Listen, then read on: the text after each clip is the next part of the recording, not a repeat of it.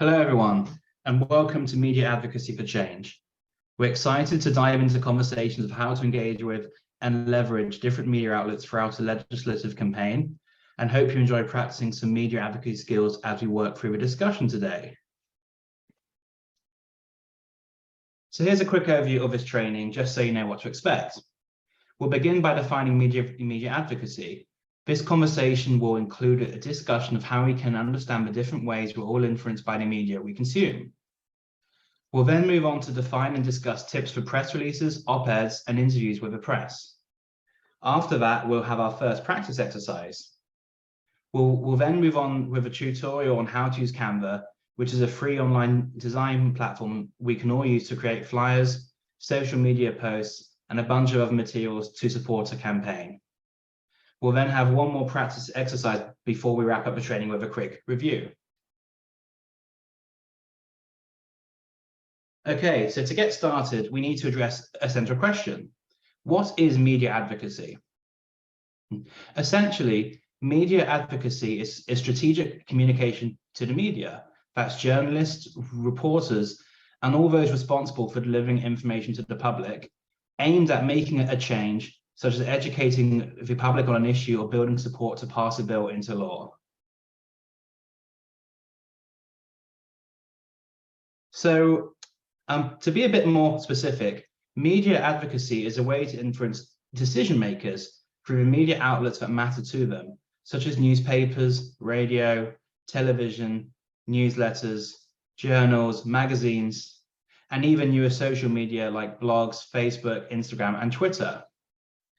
There are countless examples of effective media advocacy. Think about the movement to defund the police, or the organization Black Lives Matter.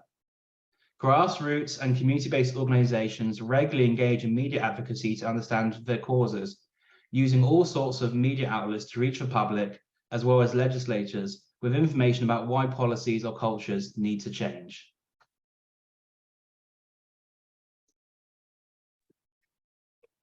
We all consume media every day, whether it's by watching the news, listening to podcasts, reading articles, or doom scrolling on social media. And all of this media is designed to influence our perceptions. In order to be effective in our own media advocacy, we need to think about how these influences work. Fortunately, there are models to help us understand the media's messaging and to be more intentional about our own messaging to and through media outlets. One such model was created by Tony True.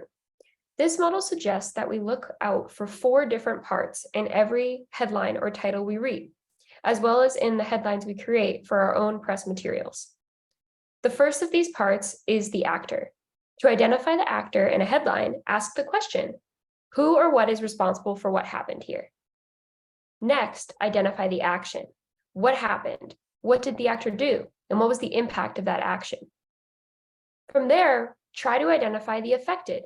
Who or what was impacted by what the actor did? And finally, consider the circumstances surrounding what happened. The circumstances are the context in which the actor acted. What was going on at the time? How was it related to what happened here? Sometimes it'll be easy to identify these 4 different components, but other times authors and reporters will intentionally leave out one or more component, which influences how we perceive what happened. Let's look at an example. Let's take some time to practice identifying the actor, action, affected, and circumstances of these 2 headlines covering the repeal of common night walking statute in New York, which critics referred to as the walking while trans ban because it was used to target and disproportionately impact trans New Yorkers. Try to identify as many of the components as you can in each headline. While you're identifying the action, actor, affected, and circumstances in each headline, think about what effect the differences in these headlines have on you and your understanding of what happened in New York. We'll pause here. Again, there could be multiple ways to interpret each of these headlines, and you may have noticed that the first headline might not have all the components we're looking for. For instance, it's really hard to identify an actor in this headline since it's written in the passive voice. For that reason, it's easier to start by identifying the action. What happened? We can see an action here. Something has been repealed. So what's the affected? What's been repealed? New York's walking while trans ban. This headline leaves a lot to be desired in terms of who's responsible for repealing the law and what led to such a big action. The second headline might be a little bit easier to pick apart. Here we see that New York is the actor. While that's not very specific, we understand it to mean New York State and can infer that we're talking about New York legislators or even New York residents. What did the actor do? The same as in the example above, they repealed the walking while trans law, which is again the affected in this example. But here we have some additional circumstances that really add to our understanding of what happened in New York.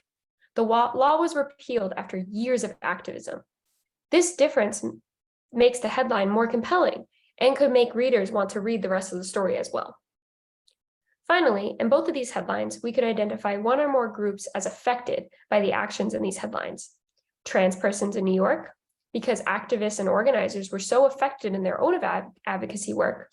The Common Night Walking statute took on the name of the Walking While Trans ban, which signals to anyone who reads these headlines that trans people are at least part of the group affected by the law.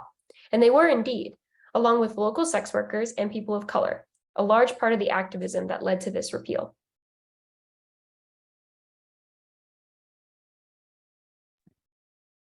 With that understanding of how media is used to influence our understanding of events, let's now shift gears to discuss some avenues for media advocacy. For today, we'll focus on press releases, op-eds, and interviews.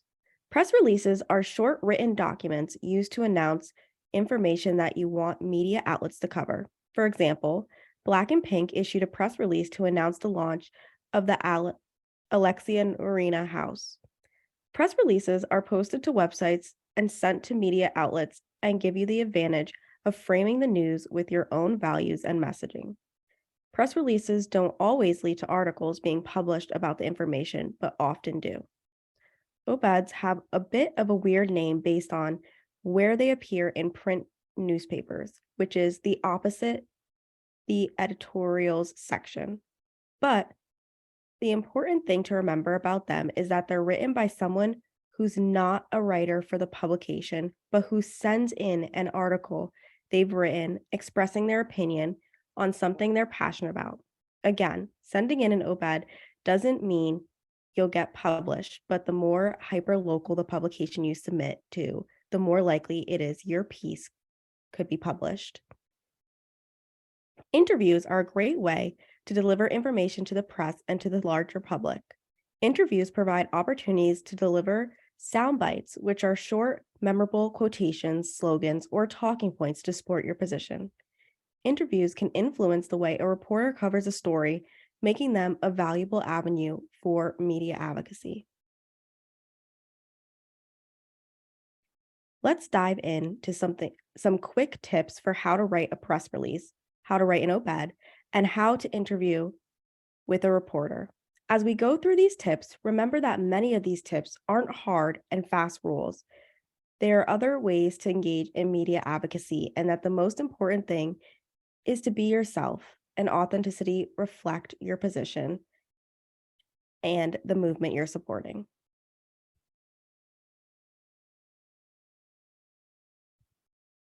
Take some time to read through these tips on how to write a press release. Think of any questions you have as you're reading. We'll pause here.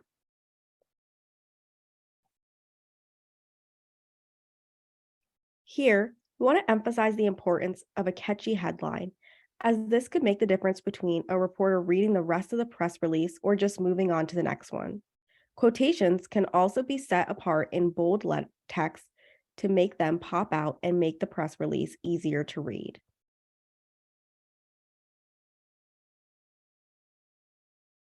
Now, take some time to read through these tips on how to write an op-ed and any questions you have about how to write one. We'll pause here.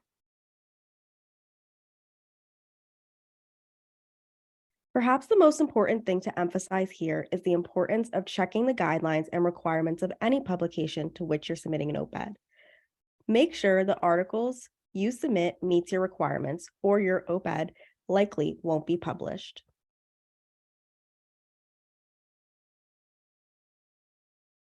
Now, Let's go over some do's and don'ts for interviews with the press. We'll pause here so you can read and ask questions about these do's.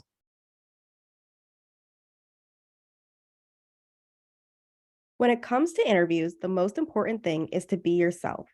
Movements are made of people, and we always want to show authentic versions of our people in our work.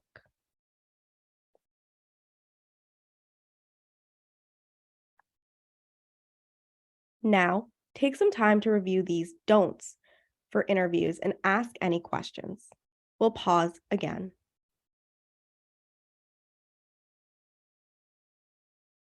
It's possible that during an interview, someone asks you a question that you don't know the answer to, or a question that's offensive or just dumb.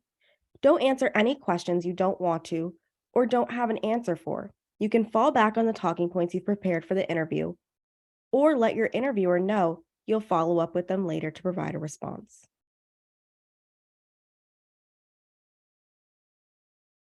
We're now going to turn it over to the in-person facilitators to lead us through the first practice exercise.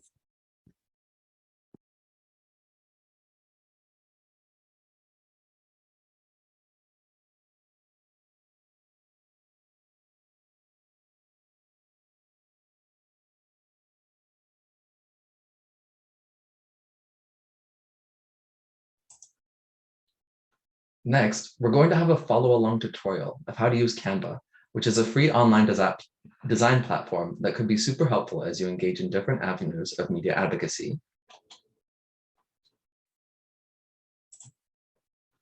We'll start by pausing here to allow time for everyone to make their own Canva account by following the instructions on this slide.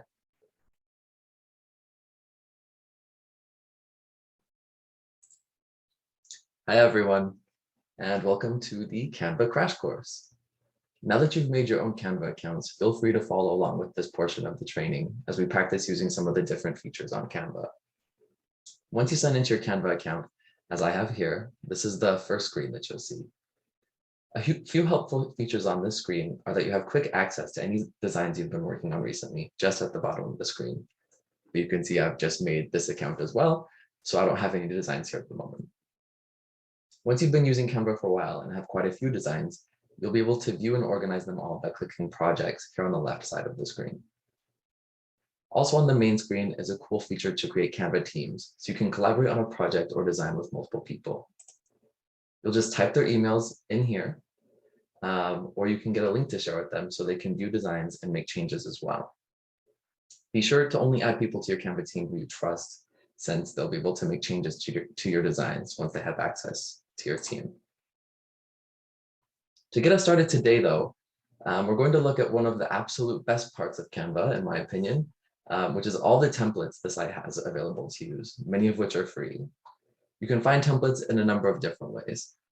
The first is just by coming up here to the top right and clicking on Create a Design, and you can select the different kinds of templates you'd like to browse. So we'll do poster, for example, which will open a new tab with a new project and a lot of templates to choose from and to add to your design. So you can just click on any of the designs here, and they'll pop into your design so you can begin editing and working with them. This is the way I normally start my designs. Just watch out for in the bottom right portion of the templates, there are either crowns or dollar signs. Those are pro templates or templates that you need to pay money for or have a professional account for Canva for. But there's still plenty of free designs available to use and make your own. Back on the home screen, you can also browse templates by using these icons below the search bar here in the center of the page. So for example, you can see that there are quite a few helpful resources for Instagram and Facebook posts. So if you're looking to create social media materials for a campaign or even to step up your own social media game, that's a great place to start. And the final way to use templates or to find templates to use is to use this search bar to search the different content on Canva. Since we've just discussed press releases in this training, we'll use that as our search term. So we'll just type in press release. And you can see that a lot of the designs that come up might be pretty extravagant for a simple press release. So we'll just click on this simple looking one here to practice our Canva skills. Once you've chosen a template, maybe the first thing you want to do is to give your design a better name than the template starts with, so you can find it more easily later. So up here, you'll see the current name that it has. So just want to click in that field and give it the design any title you'd like. For the training today, I'll just call it as BNP presser.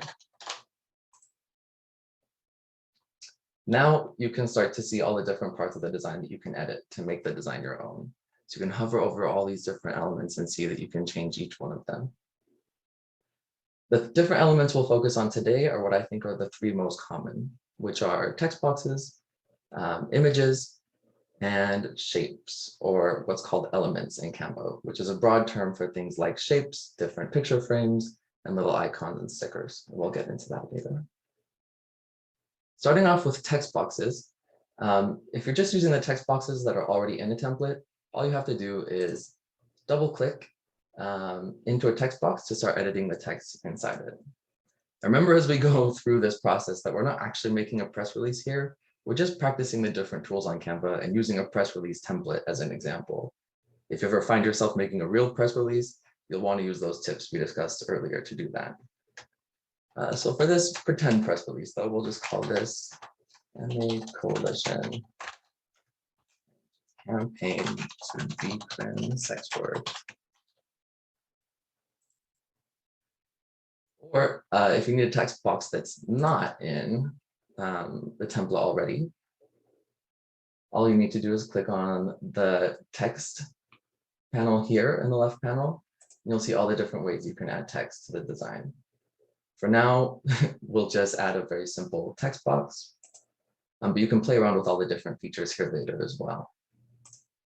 We'll just say for this text box that we've just added, that maybe we wanted to add the website for Black and Pink to this design. So we'll type in a Black and Pink.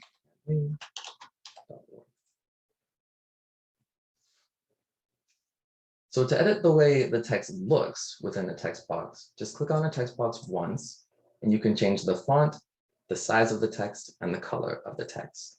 So to change the font, we'll come over here. And just make sure that when you're choosing a font for any design, that the font you're choosing is accessible and easy to read. So just for a quick example, we'll choose DM Sans here. We'll make the font size a little bit larger just by clicking this plus sign here. You can type in any font size you'd like. We can also change the color of the text by clicking this A here. You can choose from the colors already in the template, select a new color by clicking here and choosing any color you'd like. Or if you happen to know a specific color code that you want to use, you can type that into this field here. For example, I happen to know Black and Pink's specific shade of pink has the color code, or what's called the hex code of we'll try that one again.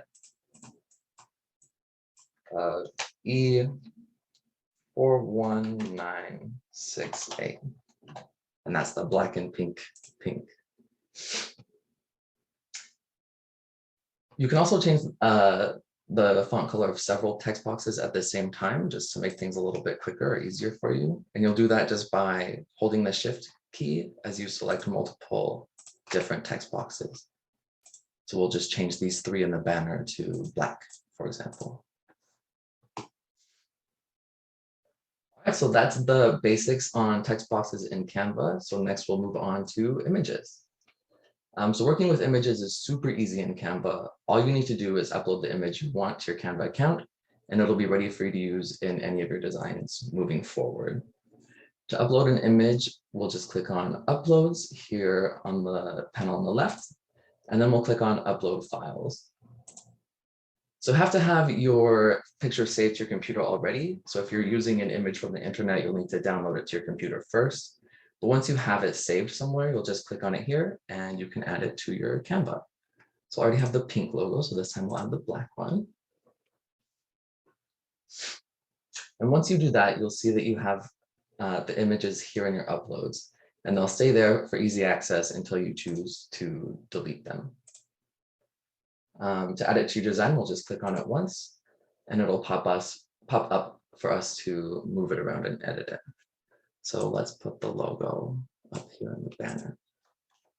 You'll see all these pink lines showing up as I move the logo around. Those are just to help make sure that all of the different elements in your design are lined up in the way you want them. So I want this centered in that blue banner, and those lines help me do that. And that's the very basics of images, but you can definitely get fancy with it the more you play around in Canva. And finally, moving on to elements, we'll click on the elements part of the panel on the left to get started.